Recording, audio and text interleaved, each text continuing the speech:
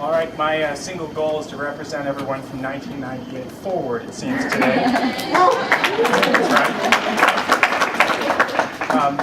Right. When I came to Lycoming, I started off as a music major, and I had actually met Fred previously, but my first interaction with him here was as my academic advisor.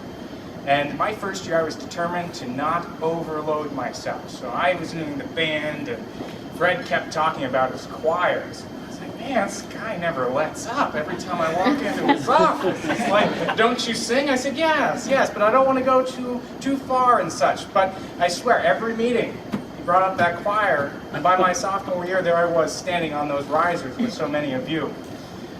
Fred didn't stop, though. Then it was, you need to audition for the tour choir. And I was like, another one? What is it? I joined the choir. But no, he kept pushing me. And I did actually eventually decide to audition for the tour choir. Now for me, it wasn't actually a huge decision issue about whether or not I should or should not join the choir. I knew it would be an amazing experience. For me, it was an economic experience that was really the fear here. And we know that tour choir costs money. I think that year we went to Florida and Spain, some of us remember, and I think the cost was $1,500, which, let's be honest, was about less than half of what it actually costs to do, and many of the alums sitting in this room probably made it possible for me to make that trip. But that bill was daunting and scary, as was the fact that I had to also go buy a tuxedo. Coming from a family with not a lot of economic means, this tuxedo was like another $225, another thing to worry about. But after many conversations with Fred, I decided I was going to go for it. He kept saying, we'll find a way to make this money happen. We'll find a way for you to go. The experience are above and beyond anything that you expect them to be. It's going to be a different world, and you should go for it. So I did. I auditioned. And as the semester rolls on, we found out I made tour choir. I was hyped, but I was still worried about the money issue. I'm going to kind of jump a little bit to another part of choir tradition. We do Secret Santa every year, and it's a tradition that I think is fantastic. And I was helping to break down the risers, my first, choir experience, and so I got to the end, and there was just a couple of names thrown in still. And I reached in and I pulled out this little piece of paper, and I said, what does that say? So I walked over to Dick, and Dick goes, you got Fred. That's his handwriting.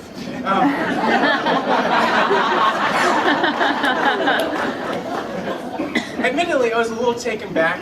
I wasn't sure what I was going to be able to get to Fred that would have meaning. Still new to the choir, didn't know him so well. Some of the older students made sure that I got him a bottle of Grey Goose. That was definitely one of the gifts. But as Secret Santa goes on, you buy multiple gifts for the person you're gifting, and then the night of the candlelight service, they gift you back, right? So part of this interesting dynamic is that you're trying to give them just slight clues as to who you are, right, as you go on, because part of it, you want to know who Secret Santa is. And then in return, they gift you on the night of the candlelight service. And I kept wondering, did they figure out who I was? How do you, figure it out? I think the dream catcher, which attaches to my heritage, kind of gave it away.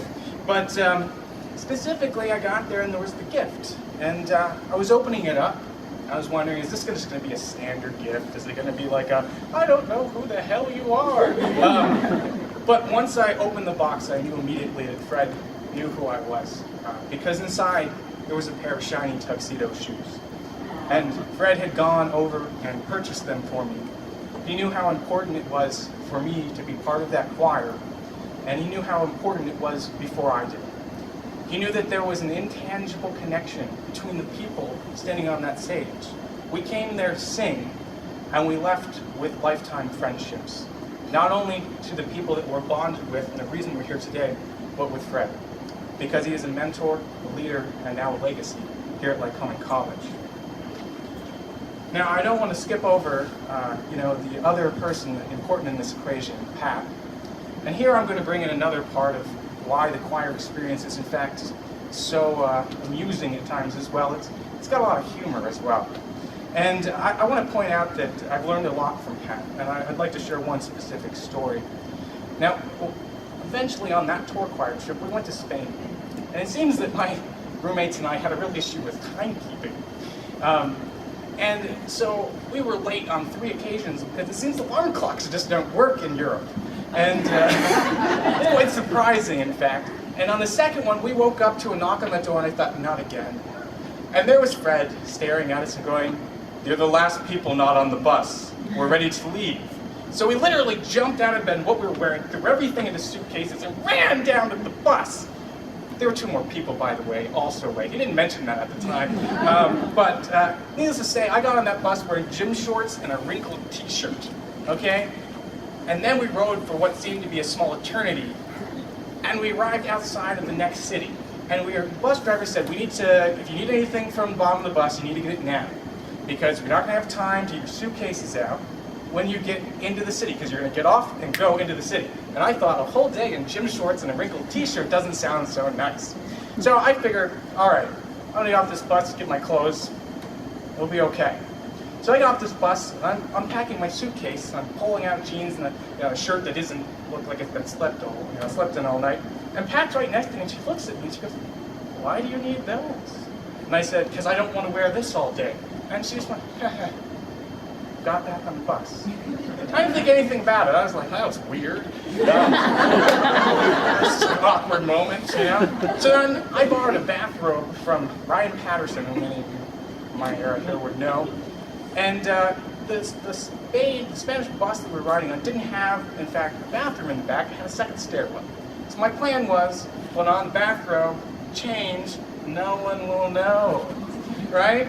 So I get back there, I am standing there in a bathrobe, and then the PA livens up the world by saying, "If anyone would like to know, Lee is changing in a bathrobe in the second stairwell." Thank you, Pat. So, I want to say I've learned some important things from the Thayers, one including 2 alarm clocks when traveling.